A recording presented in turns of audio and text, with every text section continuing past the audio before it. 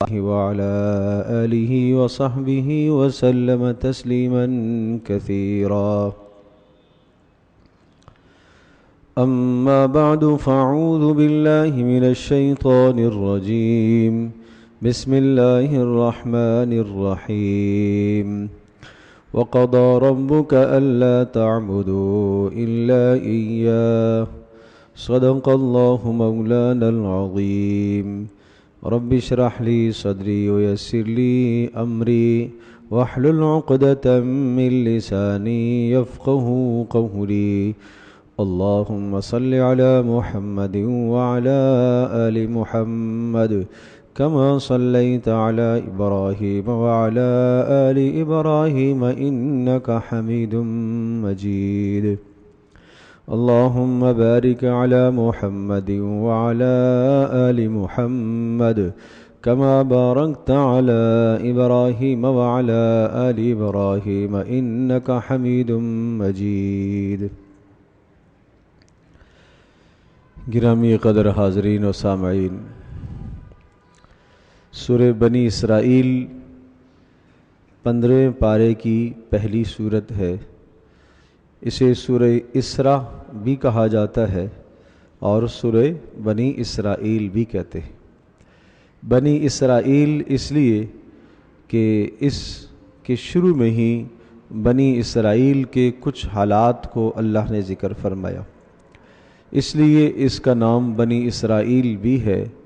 اور اسی طرح سے اس کو اسراء بھی کہا جاتا ہے، اس لیے کہ اسراء کہتے ہیں سیر کرنے کو، چلنے کو، رات کو چلنے کو. پیارے پیغمبر صلی اللہ تعالیٰ علیہ وسلم کی سیر یعنی معراج کا تذکرہ ہے اس سورہ مبارکہ کی پہلی آیت میں، اس لیے اس کو اسراء بھی کہا جاتا ہے.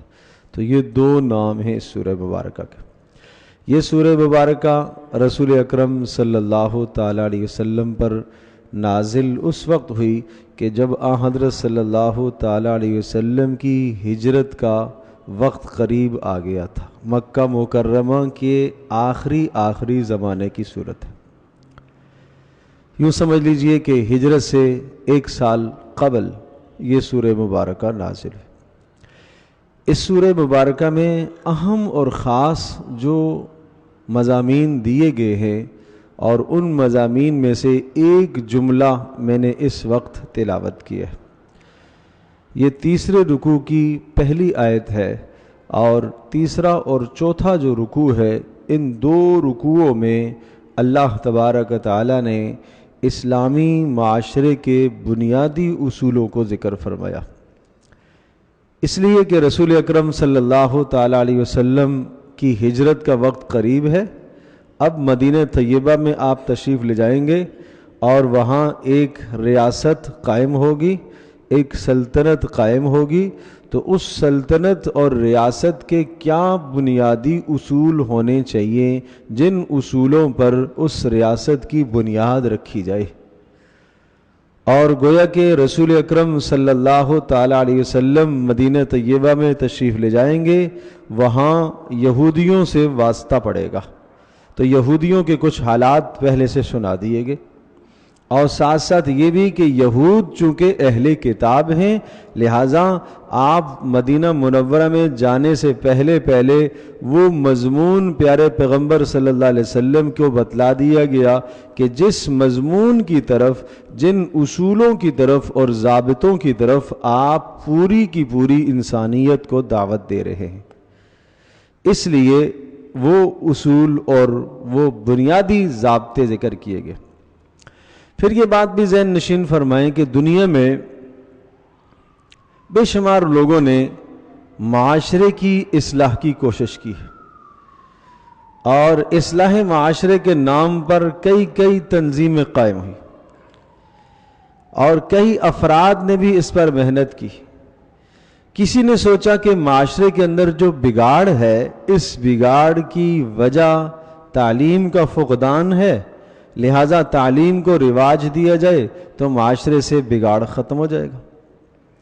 کسی نے یہ سوچا کہ اصل میں جو معاشرے کے اندر فساد ہے اس لیے ہے کہ غربت ہے، لہٰذا روٹی کپڑا مکان اس کا انتظام ہو جائے تو یہ معاشرے سے بگاڑ ختم ہو جائے گا۔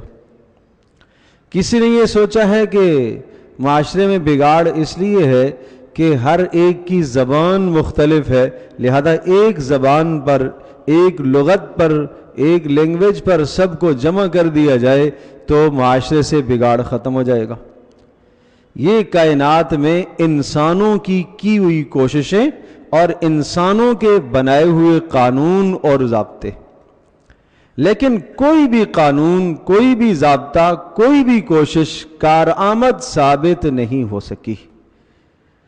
بالآخر اللہ تبارک تعالی نے حضرت محمد رسول اللہ صلی اللہ تعالی علیہ وسلم کو نبی بنا کر مبعوث فرمایا، اور رسول اکرم صلی اللہ تعالی علیہ وسلم کو وہ اصول اور وہ ضابطے معاشرے کی اصلاح کے لیے دیے کہ پیارے پیغمبر صلی اللہ تعالی علیہ وسلم نے ان اصولوں کے مطابق معاشرے کی اصلاح فرمائی۔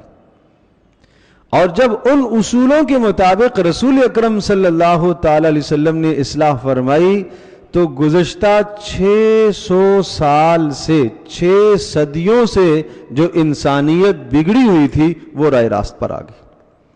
حضرت عیسیٰ علیہ السلام سے لے کر رسول اکرم صلی اللہ تعالی علیہ وسلم تک کا فاصلہ 600 سال کا، گویا کہ 600 سال سے انسانیت بھٹک رہی تھی اور آسمانی علوم اور آسمانی تعلیمات اور وحی الہیہ سے وہ محروم تھی۔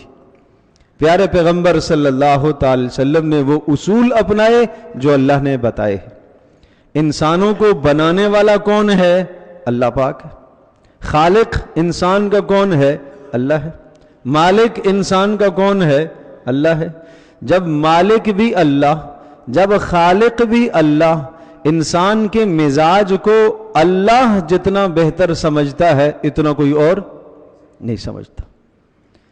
تو اس مالک اور خالق نے جس نے بنایا اس انسان کو، اس نے جو اس انسان کی اصلاح کے لیے اصول اور ضابطے مقرر کیے، وضع فرمائے، وہ اصول اور ضابطے انسانوں کے بنائے ہوئے ضابطوں اور اصولوں سے بہت اعلیٰ اور بہت بلند ہیں۔ آج امت میں فساد، آج اختلاف، آج لڑائی جھگڑے، آج قتل و غارت کیوں ہے؟ اس لیے نہیں کہ امت میں اتحاد اور تنظیم کی کمی ہے، اس لیے نہیں کہ ایک زبان کی کمی ہے، اس لیے نہیں کہ فقر و فاقے ہو گئے ہیں، اس لیے نہیں کہ جناب انسانیت میں کوئی محنت نہیں ہو رہی ہے، نہیں، بنیاد یہ ہے کہ انسان ان ضابطوں سے ناواقف اور ناآشنا ہے جو اصلاح معاشرے کے ضابطے اللہ نے بتائے ہیں، جو اللہ نے وضع کیے۔ میں پھر وہی بات دہراؤں گا، مزاج اللہ بہتر جانتا ہے۔ اللہ اکبر۔ تو دنیا نے جو کوششیں کی ہیں کہ باہمی اتحاد و اتفاق، تنظیم قائم ہو جائے، نظم و ضبط قائم ہو جائے، تو جو فراڈ، دھوکے، چوری، چگاڑی پہلے ہوتی تھی انفرادی طور پر، نظم و ضبط کے قائم ہونے کے بعد وہ تنظیمی سطح پر ہونے لگ گئی۔ بگاڑ تو اسی طرح سے رہا، لیکن پیارے پیغمبر صلی اللہ تعالی علیہ وسلم نے جو اصول دیے ہیں وہ اصول ہیں اصلاح معاشرہ کے۔ کسی بھی جرم سے، کسی بھی گناہ سے اور کسی بھی برائی سے روکنے کے لیے سب سے پہلا اصول خوف خدا ہے، اللہ کا خوف۔ اللہ کا خوف۔ ڈنڈا تو کچھ وقت تک سامنے ہوگا، نہیں ہوگا تو تنہائی میں وہی گناہ کرے گا۔ پیارے پیغمبر صلی اللہ تعالی علیہ وسلم نے آغاز کہاں سے کیا؟ خوف خدا دلوں میں بٹھایا، اللہ کا ڈر دلوں میں بٹھایا، آخرت کی مسئولیت کہ تمہیں اللہ کے پاس قیامت کے دن جواب دہ ہونا ہے، یہ تصور ذہنوں میں بٹھایا۔ جب یہ تصور ذہنوں میں بٹھایا تو وہ کیفیت پیدا ہو گئی ہے کہ چرواہے سے کہا جا رہا ہے کہ ہمیں اپنی ایک بکری ذبح کر کے کھلا دو، امتحان لیا جا رہا ہے۔ اس نے کہا بکریاں میری نہیں ہیں، زیادہ سے زیادہ مجھے مالک کی جانب سے ان کا دودھ نکال کر راہگیروں کو، چلنے والے مسافروں کو پلانے کی اجازت ہے، یہ کر سکتا ہوں۔ کہا گیا کہ بھائی مالک کون سا دیکھ رہا ہے، اور یوں کہہ دینا کہ جنگلوں میں بھیڑیے تو ہوتے ہی ہیں، بکری کو بھیڑیا کھا گیا، اور تیری بات کی مالک تصدیق کر دے گا۔ تو اس چرواہے کی زبان سے یہ جملہ نکلا، مالک کو تو میں یہ جواب دے دوں گا، مگر فَأَيْنَ اللَّهُ، اللہ کو کیا جواب دوں گا، اللہ کو کیا جواب دوں گا۔ یہ پیارے پیغمبر صلی اللہ تعالی علیہ وسلم کی محنت سے حضرت صلی اللہ تعالی وسلم کے مقرر کردہ نظام سے دلوں میں اللہ کا خوف ایسا پیدا ہو۔ مجرم اپنے آپ کو پیش کر رہا ہے، طہرنی یا رسول اللہ، اے اللہ کے رسول آپ مجھے پاک کیجئے، مجھ سے جرم ہو گیا۔ مجرم اپنے آپ کو پیش کر رہا ہے، مجرمہ اپنے آپ کو خاتون پیش کر رہی ہے، اے اللہ کے رسول مجھے پاک کیجئے۔ پیارے پیغمبر صلی اللہ تعالی علیہ وسلم نے فرمایا جب ولادت ہو جائے تو آنا، ناجائز کا حمل ہو گیا اور مجرمہ یہ کہہ رہی ہے کہ مجھ سے یہ گناہ سرزد ہو گیا ہے، مجھے پاک کیجئے، مجھے جہنم کی آگ سے بچا لیجئے، دنیا میں سزا نافذ کیجئے میرے اوپر۔ کوئی انٹری نہیں کی جاتی، کوئی تحریر، کوئی نام نہیں لکھا جاتا کہ کیا اس کا نام ہے، کس قبیلے کی ہے، کہاں سے آئی ہے، کیا ہے، ایسا نہ ہو بعد میں واپس نہ آئے۔ ولادت ہو جانے کے بعد اسے خود اللہ کا خوف رسول اللہ کی خدمت میں پھر لے کے آتا ہے، جاؤ اپنے آپ کو پاک کرو۔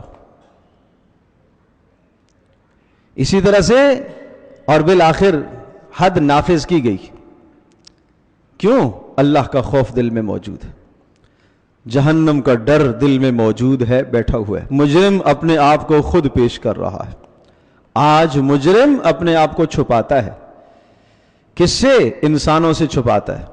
وہ یہ نہیں جانتا کہ پیدا کرنے والا مالک تو جانتا ہے، وہ یہ نہیں جانتا کہ آج میری انٹری کسی نے نہیں کی، لیکن میری اپنی انٹری میرے ہاتھوں کے اندر موجود ہے، میری آنکھوں میں میرے گناہوں کا ریکارڈ موجود ہے، میرے کانوں میں میرے گناہوں کا ریکارڈ موجود ہے۔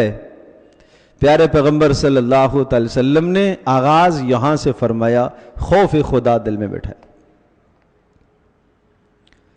تو کہنے والا کہہ رہا طاہرنی یا رسول اللہ، اللہ کے رسول مجھے بھی پاک کیجئے، مجھ سے بھی جرم ہو گیا۔ پیارے پیغمبر صلی اللہ علیہ وسلم نے ایک مرتبہ دائیں طرف منہ پھیر لیا، بائیں طرف منہ پھیر لیا، کہا دیکھ لو، پھر اس نے کہا جی اللہ کے رسول مجھ سے جرم ہوا ہے۔ 4 بار اس کے اقرار کے بعد رسول اللہ صلی اللہ علیہ وسلم ساتھیوں سے پوچھ رہے یہ ابھی ہی جنہ، یہ پاگل تو نہیں ہے، یہ مجنون تو نہیں ہے جو یہ بات کہہ رہا ہے؟ سب نے کہا نہیں اللہ کے رسول۔ تو وہ اپنے آپ کو چھپا سکتا تھا، پوشیدہ رکھ سکتا تھا۔ رسول اللہ صلی اللہ تعالی علیہ وسلم بھی اس کو کہہ رہے ہیں دیکھ لو، نظر ثانی کر لو۔ پھر وہ کہہ رہے ہیں نہیں اللہ کے رسول مجھ سے جرم ہوا ہے۔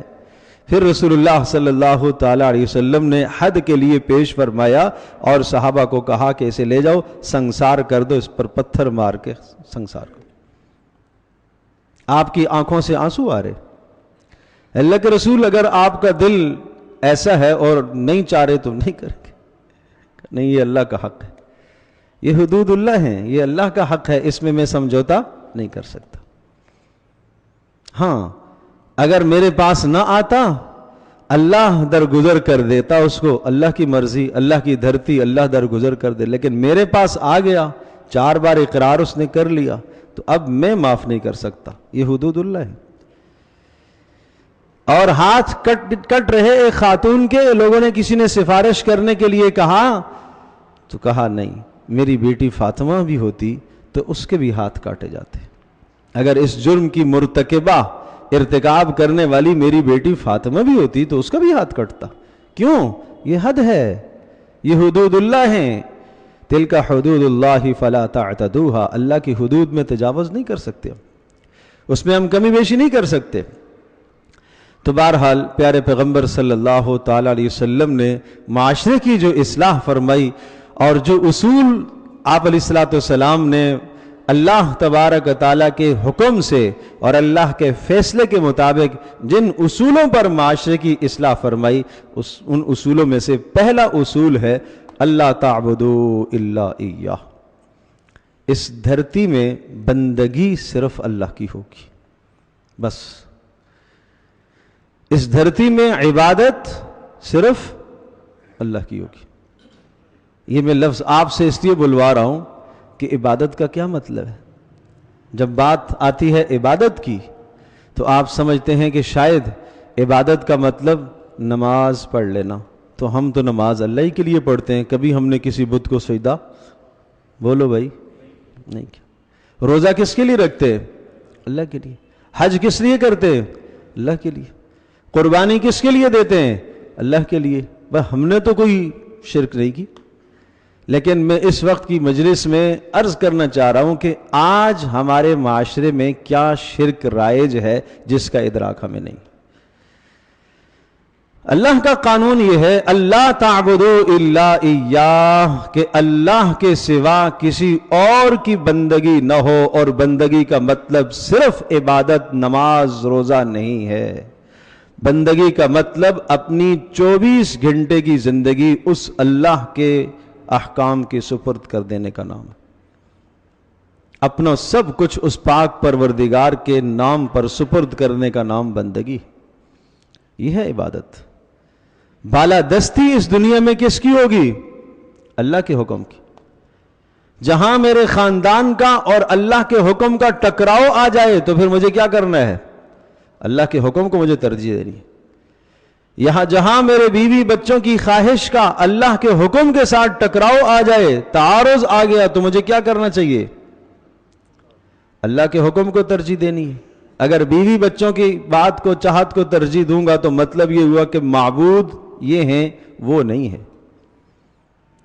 جہاں مال اور اللہ تبارک تعالیٰ کے حکم کے ساتھ ٹکراؤ آ گیا تو مجھے اللہ کے حکم کو ترجیح دینی ہے، بے شک مال کا نقصان ہو جائے. اگر میں نے مال کو ترجیح دی ہے اور اللہ کے حکم کو ٹھکرا دیا ہے تو اس کا مطلب یہ ہے کہ میں نے معبود اپنے مال کو بنایا ہوا ہے. کسی چیز سے محبت انسان کی فطرت ہے، مال سے محبت آدمی کی فطرت ہے، اولاد سے محبت انسان کی فطرت ہے، گھر بار سے محبت انسان کی فطرت ہے، اور دنیا کے اندر اپنے آپ کو عزت والا دیکھنا چاہتا ہے. یہ ہر انسان کی فطرت ہے، یہ چاہت ہے. لیکن جن چیزوں کو میں نے نام لیے، ان چیزوں کے حصول کے پیچھے ایسا پڑ جائے کہ اللہ کے حکم کو چھوڑ دے اور اللہ تبارک تعالیٰ کے فرض کردہ احکامات کو اور جن چیزوں سے اللہ نے روکا ہے ان سب کو چھوڑ کر ان کے پیچھے پڑ گیا ہے، تو مطلب یہ ہوا کہ اس نے معبود کسی اور کو بنایا ہوا ہے. یہ شرک میں مبتلا ہے.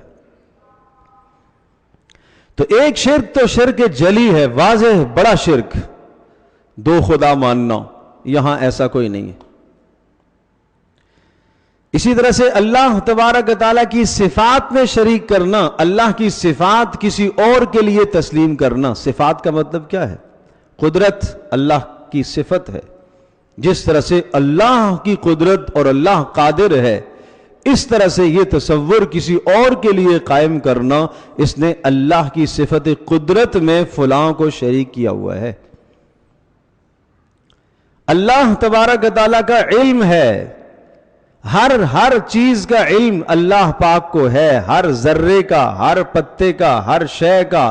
زمین کی تہوں کے اندر کیا ہو رہا، آسمانوں میں کیا ہو رہا، سمندروں کی تہوں کے اندر کیا ہو رہا، ایک ایک ذرہ، ایک ایک پتا. ما تسقط من ورقۃ الا يعلمها، ایک پتا بھی درخت سے گرتا ہے تو وہ اللہ کے علم کے مطابق گرتا ہے، اللہ اسے جانتا ہے.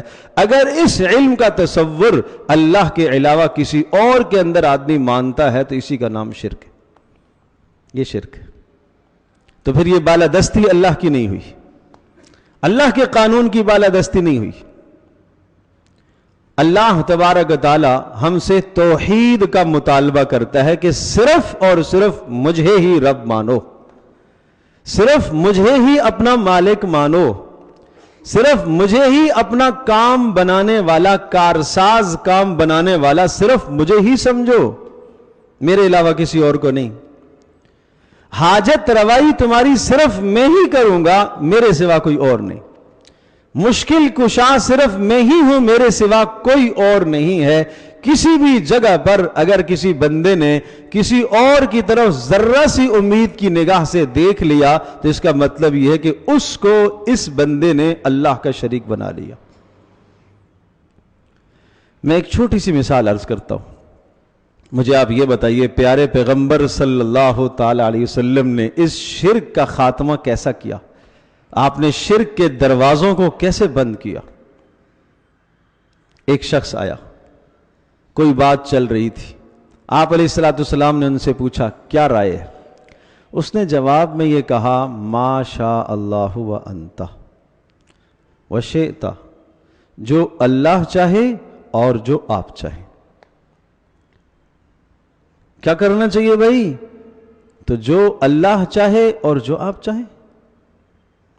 تو پیارے پیغمبر صلی اللہ تعالی علیہ وسلم نے اس کی بات کو رد فرماتے ہوئے ارشاد فرمایا، اجعلتنی للہ ندا، تو نے مجھے اللہ کا شریک بنا لیا۔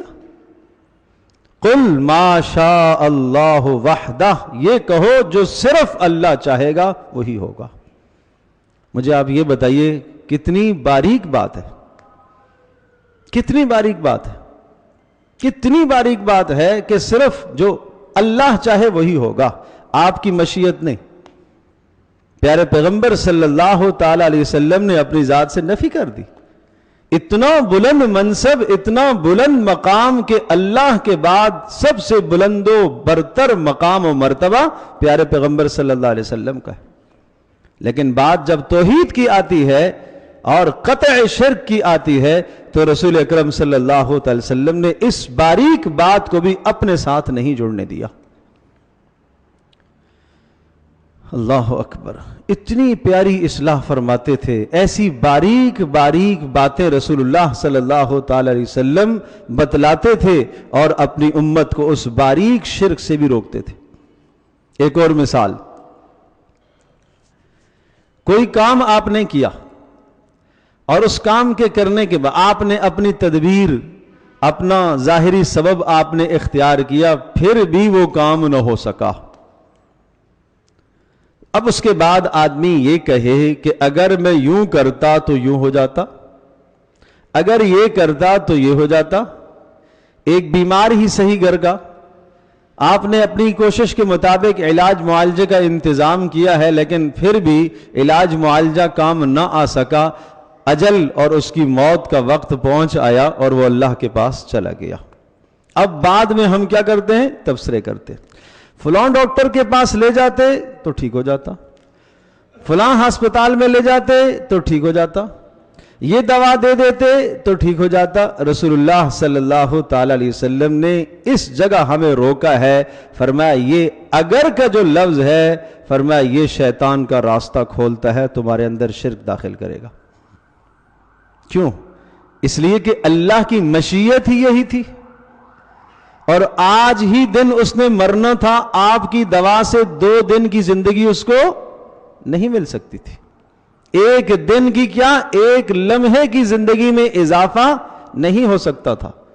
اب تم یوں کہو کہ جو اللہ نے چاہا وہی ہوا، ما شاء اللہ کان وما لم یشاء لم یکن، جو اللہ چاہے گا وہی ہوگا اور جو اللہ نہیں چاہے گا وہ نہیں ہوگا۔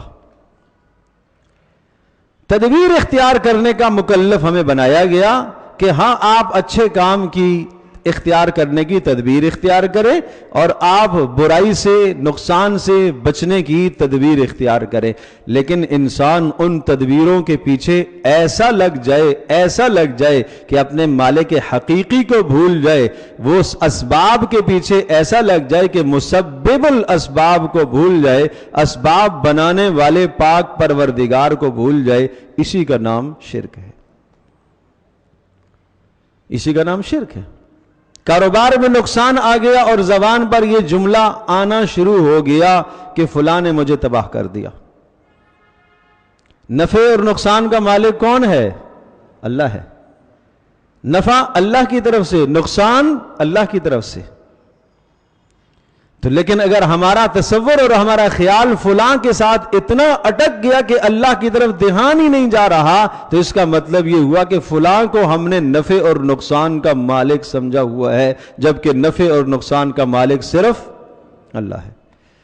یہ شرک ہو رہا ہے، یہ زندگی میں شرک ہو رہا ہے، اس کا ادراک ہمیں نہیں ہے۔ اور یہ شرک وہ بدترین جرم ہے، بدترین گناہ ہے۔ آپ کے اعمال پہاڑوں جیسے ہوں، آپ کے اعمال آسمانوں کو چھو رہے ہوں، لیکن اگر آپ کے نیک اعمال کے ساتھ ساتھ شرک لگ جاتا ہے، شرک وہ بدترین جراثیم ہے کہ سارے کے سارے آپ کے بلند و بالا اعمال زیر ہو جائیں گے، نیچے آ جائیں گے۔ فَجَعَلْنَاهُ هَبَاءً مَنْثُورًا، اللہ کہتا ہے قیامت کے دن ایسے لوگوں کے اعمال کو ہم ریت کے ذروں کی طرح کر دیں گے اور روئی کے گالوں کی طرح کر دیں گے، ان کا کوئی وزن نہیں ہوگا۔ کیوں؟ شرک موجود ہے۔ اسی طرح سے ایک آدمی عبادت کر رہا ہے، نماز پڑھ رہا ہے، نماز کے دوران اچھی نماز پڑھ رہا، کسی نے دیکھ لیا، دیکھنے میں اس کے بعد یہ کہتا ہے تھوڑا سا نماز کو اور اچھا کر لوں۔ 3 مرتبہ سبحان ربی العظیم کہنا تھا،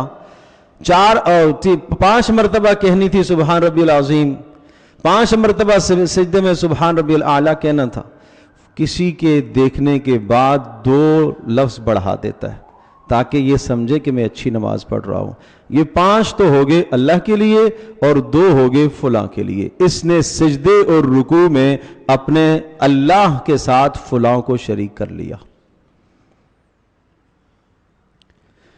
تو اللہ کا پہلا قانون ہے اصلاح معاشرہ اس وقت تک نہیں ہو سکتا جب تک اللہ تبارک و تعالیٰ کا تصور اور اللہ کی محبت اور اللہ کا جلال اور اللہ کی ہیبت اور اللہ کا خوف تمام چیزوں سے اوپر نہ آ جائے۔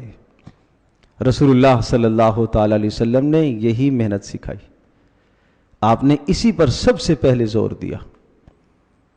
یہ کیا بات ہے، مشرکین کیا اللہ کو اللہ نہیں مانتے تھے؟ مانتے تھے۔ بیت اللہ کا طواف کرتے تھے، کس لیے کرتے تھے؟ بتوں کے لیے نہیں کرتے، اللہ کے لیے کرتے تھے، اللہ کے لیے کرتے تھے۔ اس قسم کے باریک شرک وہاں زندگیوں کے اندر موجود تھے۔ ہاں، نفع کا مالک یہ بھی ہے، اللہ نے اس کو بھی نفع کا مالک بنا دیا ہے، نقصان کا مالک اس کو بھی بنا لیا، لہذا اس کو ہم راضی کر لیں گے، اللہ راضی ہو جائے گا۔ اسی کو تو شرک کہا، اسی کو تو شرک کہا کہ نہیں، اللہ نے نفع اور نقصان کا مالک کسی کو نہیں بنایا، صرف اللہ تبارک و تعالی خود ہے۔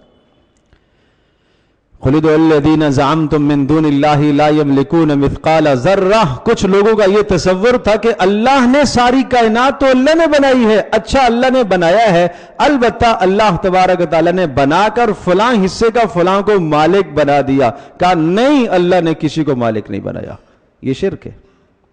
دوسرا نظریہ یہ تھا کہ جناب ٹھیک ہے، بنایا تو اللہ تبارک و تعالیٰ نے ہے، مالک بھی اللہ ہے، البتہ اللہ پاک اور فلاں اس چیز میں شریک ہے، بیٹے دینے میں دونوں شریک ہے، بیٹیاں دینے میں، نفع اور نقصان میں اللہ نے اس کو اپنا ساجی کر دیا ہے، شریک کر دیا ہے۔ وَمَا لَهُ فِيهِمَا مِن شِرْكٍ، کا نہیں، کوئی شریک نہیں ہے اس کا۔ تیسرا یہ کہ جناب اللہ نے ان کو مددگار بنایا ہوا ہے اور یہ اللہ کی مدد کرتے ہیں جیسے بادشاہوں کے رفقا ہوتے ہیں، کہا نہیں، وَمَا لَهُ مِنْهُمْ مِنْ ظَهِيرٍ، کوئی مددگار اللہ کا نہیں ہے۔ چوتھا تصور یہ تھا کہ ہم ان کی پوجا پاٹ اس لیے کرتے ہیں کہ یہ اللہ کے ہاں سفارشی بن جائیں گے اور ہماری بخشش کروائیں گے۔ کہا وَلَا تَنْفَعُ الشَّفَاعَةُ عِنْدَهُ إِلَّا لِمَنْ أَذِنَ اللَّهُ، یہ اللہ کے ہاں سفارشی نہیں بن سکتے۔ ان سب کو اللہ نے شرک قرار دیا۔ تو بہرحال آج کے معاشرے میں جو ہمارا شرک پایا جا رہا، اس شرک سے ہم اپنے آپ کو بچائیں۔ تو انشاءاللہ زندگی رہی تو آئندہ نشست میں اس پر مزید ہم انشاءاللہ روشنی ڈالیں گے۔ وآخر دعوانا الحمدللہ رب العالمین۔